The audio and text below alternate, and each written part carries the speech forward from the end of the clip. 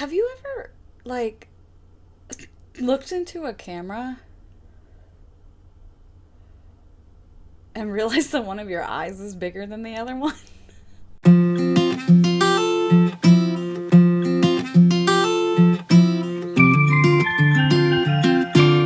Hey guys, it's Jackie. So I'm gonna try to pretend that this isn't super awkward and weird, as though I haven't just been lurking on Booktube for several years and never starting a channel. I've been meaning to start one for a while now, and this seemed like the right time for a few reasons that I'll get into in just a moment. I thought that maybe doing the Booktube Newbie Tag would be the best way to go ahead and get started, as a kind of icebreaker, the kind that my students hate.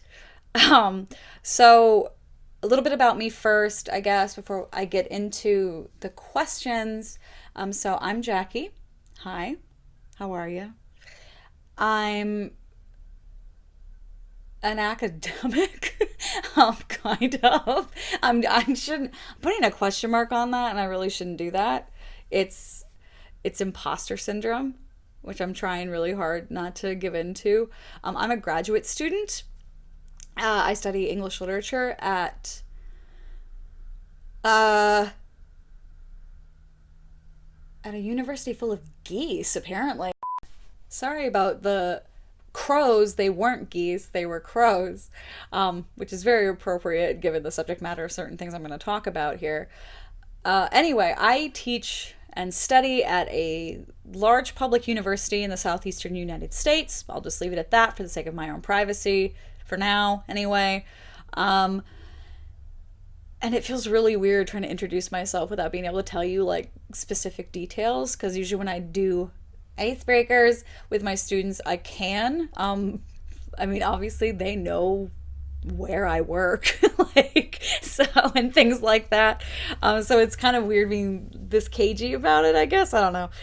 Anyway, so I guess I'll just glide right into the BookTube newbie questions. It seems like a good way to go ahead and get started. Okay, so question number one is, why did you start this BookTube channel? So, like I said, I'm on fellowship year. I'm spending a lot of time kind of isolated in my house working on the dissertation. Like this seemed like the most interesting way to, I don't know, put myself back out there into some kind of bookish community that wasn't strictly academic, because sometimes you just want to talk about books outside of academia. Really. And again, I've been lurking on BookTube for a couple of years now, and I really enjoy the community. And I think it's really, really interesting just as a sub community on YouTube. So I've been trying to go ahead and get my feet wet for a little while now, and I just finally have the opportunity to. So, hi. All right. Question number two is, what are some fun and unique things that you can bring to BookTube? And I feel like people say this a lot in the tag. That's not my favorite question, because first and foremost, I don't think that everybody does have to bring something fun and unique to BookTube necessarily, and that's fine. And secondly, because I feel like that is a question that would maybe better be answered by somebody else, like a secondary party who knows you. I don't know. It always, the question kind of makes me feel like think about teaching evaluations, where I'm never really sure like what worked, what my students found the most valuable, what they liked or didn't like, and then I finally read their evaluations and I'm like, oh, that's not what I expected at all. So again, it's kind of hard to gauge. Um, I don't know. Maybe some unique things. Again, I'm an academic. I teach literature. That doesn't, I'm certainly not the only person on BookTube who is teaching literature. I'm definitely not the only person on BookTube who's a graduate student. Solidarity there. We're all just doing our best, huh? um, but, um, but yeah, I mean, I teach literature. I don't think that that necessarily makes me more or less qualified to talk about books on BookTube than any other booktuber necessarily. I'm a pretty big proponent of reader reception theory as an academic. I'm pretty down to earth as an academic. I try my hardest not to be an elitist like that. That's one of the things I really like about Booktube, is that it's mostly free of that kind of elitism and snobbery. So, I mean, that it's something, but again, not necessarily something that holds a ton of value. Something else unique is that I am older. I feel like I'm way older than a lot of booktubers. Like, a lot. Question number 3 is, what are you most excited for about starting this channel? It would be really nice to be part of a reading community again and be talking about books again, because again, I'm out of coursework. I'm not currently teaching and I really do miss it. Not that the Booktube channel is going to be, you know, like a lecture series or anything like that. But I do miss talking to people about books I'm enjoying, books I'm reading. So I'm looking forward to that element of it. I'm looking forward to interaction with you guys in the comments, looking forward to, I don't know, sharing my thoughts about the things that I'm reading. Some of which are not texts I would normally get to discuss with my colleagues, perhaps. So number 4 is, why do you love reading? I'm going to sorry, this made me laugh after I just got done saying that this won't be a lecture series. I'm gonna give you the answer that I usually give my students whenever I talk about reading and why I love it so much, which is that I feel like the most powerful thing reading can do for us, the most valuable thing it can do for us, is give us lessons in empathy. That the wonderful thing about reading is that it can allow us to inhabit other subjectivities. It can allow us to briefly step outside of ourselves and into the headspace of somebody else, regardless if that person is, you know, fictional or not. It really invites us to kind of flex our own subjectivity a little bit, to broaden our minds a little bit, to, you know, consider things from alternate perspectives. And I find that that is really, really valuable, really, really useful, especially now. And I mean, the second thing I love about reading is just for the sake of entertainment. I feel like reading for entertainment is so undervalued, and so disparaged. And it's a wonderful pastime. It's one of my favorite pastimes. Like, it's okay to just say that you read for pleasure. You know, again, things I like about Booktube, this acknowledgement that we're reading for pleasure, not always just critically. I mean, one should always, you know, approach whatever material they're looking at with some amount of criticism, but sometimes you are just allowed to read to enjoy, read for pleasure. So those are the reasons why I love reading. Number 5 is, what book series got you into reading? And I'm going to give kind of a dual-pronged answer here, because I'm first going to kind of give the lame answer that I think pretty much everybody in my age bracket always gives, and it's like, it's Harry Potter. But that comes with kind of an addendum at the end. I read Harry Potter, or started reading Harry Potter, when I was in 3rd grade. The first 2 books were out, which I'm really dating myself now. Then the 3rd one quickly followed. I think that same year, actually. And I just devoured them and totally fell in love with them. And so they were very special books for me. I was totally a part of the Harry Potter fandom during my adolescence. And it's for that reason, more than anything else, that I learned how to read critically. Harry Potter is the series that helped me learn how to read critically. And by that, I mean, because I was involved in fandom, I, at a pre-adolescent age, got used to, you know, having conversations about reading, about books, about characters, about narrative, about plot, about, you know, issues of representation in media and the lack thereof. So Harry Potter for me is a kind of indispensably important series in my life. I don't think I'd be an academic without it, really. And I think that that's true for a lot of academics. A lot of my colleagues grew up in fandom too and kind of cut their teeth on a fandom discourse. And now we basically do it for a job. It's the weirdest thing in the world. And now I get to teach Harry Potter to a bunch of 18-year-old kids, and it's really interesting. It's a trip. But Harry Potter is not the book that got me to really love reading. It's the book series for which, my love of reading became more nuanced and kind of took off, but it's not the series that made me fall in love with reading. I think I loved to read before Harry Potter, and the things I really loved to read that I just devoured voraciously were Goosebumps, were Alvin Schwartz's Very Scary Stories to Tell in the Dark, and were the books of both Roald Dahl and Louis Sachar, the Wayside School books in particular. So I always really liked the weird stuff early. I've always loved spooky stuff and magical realism and things like that, from a very, very young age. So those are the books that really got me hooked on reading. It's just that Harry Potter was kind of just was when the flint truly got struck well and proper. Okay, question number 6 is also kind of a weird question for me, which is what questions would you ask your favorite booktubers? And I say that that's a weird question only because I've been watching their channels for so long that I feel like they've either explicitly answered my questions or I could maybe figure out an answer. And again, all the questions I would have to ask, if I can, now that I'm thinking of some actually, are kind of not nihilistic, but sort of more about the pressures of booktube and things like that. I'm really curious, how has having had a booktube channel changed your reading habits?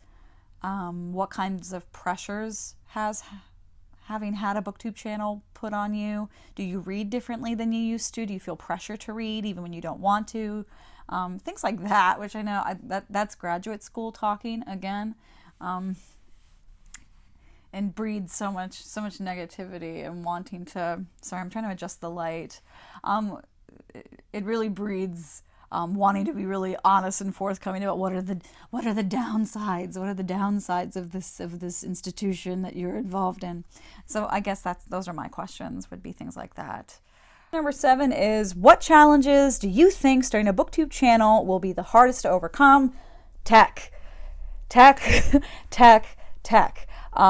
I don't have a great camera. I don't have really good camera equipment at the moment, which, normally is not a problem. You don't necessarily need those things to start a booktube channel. However, I am in an apartment that has really no natural light. It really doesn't get a lot of natural light, which has only been exacerbated lately by the fact that it gets dark at 5 p.m. now.